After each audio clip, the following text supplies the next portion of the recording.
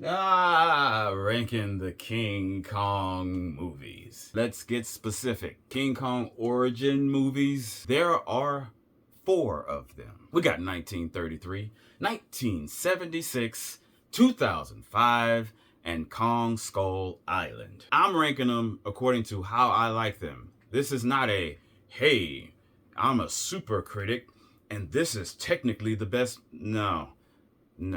I'm going to have my reasons for liking what I like. It is not to say that if you don't have the same ranking, then something is wrong with you. All right? If you like Monkey, oh, damn it. I'm going to give you some reasons. Coming in dead last at the bottom, King Kong 2005. And I know that is a lot of people's favorites. Coming in next, King Kong 1933. In a King Kong fan's eyes, I'm going to hell for this, right? Coming in after that, second to the top, is King Kong 1976. Ooh, it's getting hot. So obviously my number 1 is Kong Skull Island. Now let's get into why. First off, I don't like Peter Jackson, period. Okay? He doesn't put people who look like me in his movies, and it could be him, could be the casting director, could be a combination of both. I don't know. But when I see Peter Jackson's name on something, I know that people who look like people of color are not going to be in the movie unless they have to boycott like they did with The Hobbit. Oh yes, the reason why there is color in the Hobbit movies is because they had to boycott. Because when they showed up, when people of color showed up to audition, they were turned away. And then they boycotted, and that's how they got into the movie. So Peter Jackson, as far as I'm concerned, can eat a dick. I said that you's a hoe. Now, second, to me, this is a poorly written story. It's just the reason for going to the island, I don't like. The characters. I don't like the characters in this movie. You might love them. I don't like the characters in this movie. And they don't like each other in this movie, which also contributes to why I don't like the characters in this movie. And Daryl, she talks shit about the person who wrote the story, and until she sees him, I guess out of all the characters, what is his name? The guy that wrote the thing, Adrian Brody. There you go. He's kind of likable. The crew does not like these people. You have your film crew, and you have your shipmates, your ship crew. Okay, they don't even like each other. And they go to this island. Talk about representation. We go to this We go to this island and we meet the natives, and the natives are hostile. Anne gets kidnapped. Okay, cool. I can understand why Adrian Brody's character would maybe try and rescue Anne. I can understand that. I can't understand why would this crew risk their life to rescue Anne. You've already established they don't even like the film crew. Not to mention, let's say it's a normal rescue in a normal forest. All right, I can just about buy that. I can just about buy that for a little bit, because she's gone. She's probably dead. We don't like y'all. We're not helping. Now, let's go with a forest or jungle on Skull Island, where you have these fake ass Jurassic Raptor ripoffs, and then you got these Piranhatonasauruses. I'm not rescuing you if I don't like you, and I can't see. If I can see you from where I'm standing, you might have a shot. If I can see you from where I'm standing, and the Jurassic Raptor ripoffs are way over there, and the Piranhatonasauruses are way over there, and I can see you from where I'm standing, and I don't like you, I still might rescue you. But if I cannot see you, and the raptor is right here, and the piranha is right there, and I don't even like you, fuck you. I'm gonna assume that you have been eaten. You're dead. It's like this movie reaches a point where it just goes on autopilot, because it's like, yeah, you told a story, you built these characters, and now suddenly these aren't the same characters because they're going through way too much trouble to save someone who they don't even know is still alive and they don't even like. Then take a step back. We look at Anne and what she's going through. Okay, she doesn't need saving. If she barefoot can outrun these big ass creatures And they have the home field that she's never been there before. They got home field advantage. And she can still outrun them? Sure, eventually Kong had to help her. But for the most part, for me, it's like this movie was like, ooh, I want to do this. I want to do that. I've done fight scenes with people like this. And it's like, oh man, you just hit me with a sword in the gut. But I also want to do this spinning helicopter kick. So I'm going to do the spinning helicopter kick. And I'm like, but you just got stabbed. So how are you going to do that kick? Oh, but it would look cool. And this movie just reminds me of that. It's like, well, we want to see her get chased. She ain't got no shoes on, dog. Naomi Watts. Ha! Everybody acted well in this movie. Peter Jackson, you got the black guy. You got the black guy. Did him dirty. No, Jimmy, you stay back. I'll go. That scene made no sense. For me, it didn't work. In a different situation on a different day, say Tuesday.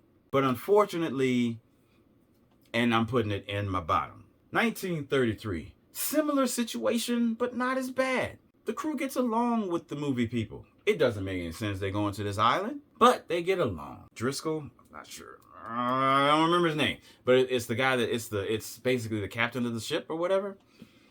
Who is obviously gay, but you know they couldn't do that in 33, even though they wrote him to. He doesn't like women at all. Matter of fact, he punched her in the face. I think he did at one point. That's crazy. But anyway, and then suddenly he's in love with her, and she's in love with him, and they didn't date. They didn't. Woo! 1933. Simpler time. She gets kidnapped, taken by Kong. Oh, I will say this: in the 2005. I have watched the insect scene more than once. That is the only scene in the movie I like, but at the same time creeps me out. And also just drives home that why are y'all rescuing this woman? But 1933, it's not as rough. They get charging stegosaurus, and they kill it. It's not terribly, it doesn't injure anyone. It charges them, they shoot it, it goes down. You know what I'm saying? So to me, the 33 going after Ann Darrow, I can see that. There is a point at which they make the mistake of getting into a boat and they get attacked by a Baranatanosaurus. However, it more or less pushes them further into the jungle. So at that point, it's like, all right, we're here, might as well keep going. You know, it did kill one or two people. It killed a couple people, I believe. But like I said, what, you gonna go back in the water? Anne is an actual human being and not an Avenger in this one. She's not out running dinosaurs and all this other stuff. Yeah, 33 is fine. And for its time, shit, groundbreaking, an iconic movie, an iconic creature. King Kong is older than Godzilla. And also, correction, sort of, right? When I said Godzilla was first as far as being so popular that they had to turn him good guy, actually that kind of goes to Kong. Because Godzilla was still a bad guy when he fought Kong in 1962. They bring over Kong to battle Godzilla. Now, they both are still sort of bad guys, though, because once Kong is released, he just goes on a rampage as well. They just aim him towards Godzilla because Godzilla's the bigger threat. I don't know. Maybe they're just tired of being attacked by Godzilla, because at that point it's his third or fourth movie. Kong was definitely more of a sympathetic. In this movie, though, 1933, he's a villain. 1976. Why is this one above the original? And I gave damn good reasons as to why I don't like 2005. The characters in this one are likable. That's the first thing. Okay? And when you're a Godzilla fan watching his rival, I needed that. And these characters, I like these characters. Jeff Bridges, I like his character. I like his motivation. Oh, speaking of motivations, this one, there's an oil crisis, which there historically was. And they're just looking for more oil, not for a big monkey, not to film a movie. It makes more sense. They happen to run into some hostile natives and a monkey. I like that. We don't have an Andero in this one. We have Dwan. A lot of people don't like Dwan. I like Dwan. And you know who else likes Dwan? And this is the most important thing. Every single member on that ship goes a long way when you get kidnapped by a giant monkey. On this ship, she makes friends with everybody. She has a great personality, charisma.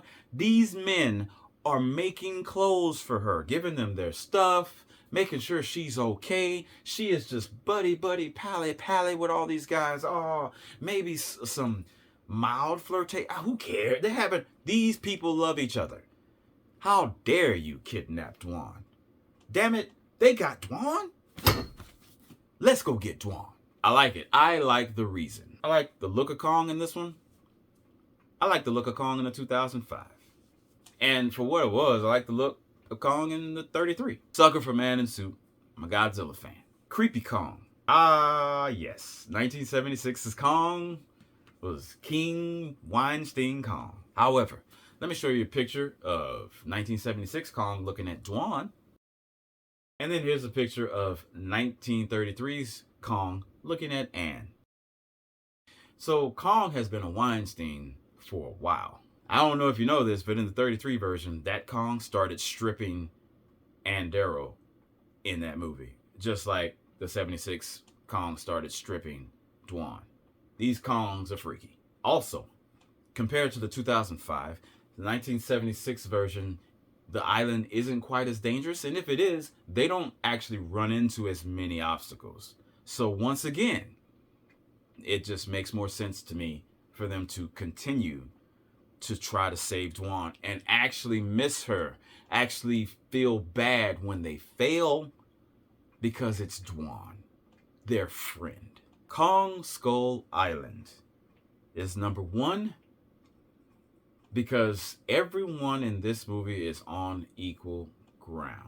I love the reason they go to the island. One group wants the Hollow Earth shit. The other is crazy Sam Jackson wanting to. Oh, okay, they need a chaperone, an escort. Sure, I'm up for another go. Everybody has a job. Everybody's cool until it's time to not be cool. In Kong Skull Island, one of the soldiers is lost, and they're searching for the soldier.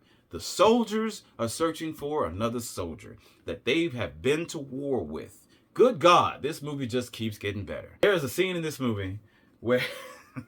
the music. I love the music. This is my favorite as far as soundtracks go out of all four of them. I really like the music for 76 for some reason. I don't know how y'all feel about it, but I really like the music for 76. And that's probably just nostalgia there, but I like the music. But Kong Skull Island, there is a scene in Kong Skull Island that is hilarious, where after when they first encounter Kong and he wapatas these motherfuckers, he just puts the bammy down on them, right? And Sam Jackson is on the ground looking at Kong like, you monkey mother, right? That's the look on Sam's face. And he's looking at him like that. The scene is in slow motion. And in slow motion, you see a dude running past him on fire. So Sam is just sitting there like, and on the side, you see, and Sam is not even worried about it. It's great. John C. Reilly is hilarious. This is also a very hostile island. You got your Mama Longlegs, right? I think that's what her name is. The big ass spider. Remember the spider? They got the skull crawlers. It was moderation. The person who wrote it had a little bit more self-control, in my opinion. They needed to get to a spot where they could get picked up. There was no, we could just be safe and go back to the ship. They didn't have that option. They had to go to a spot to be rescued. And it wasn't, let's go save the pretty woman. Kong Skull Island, number one for me. That's my ranking of the King Kong movies. Recap. At the bottom. 2005, Peter Jackson. Next, at number 3, 1933. At number 2, 1976. And at number 1 is Kong Skull Island. It's just how I feel about it. I hope I didn't burn no bridges and hurt no feelings. But until next time, peace.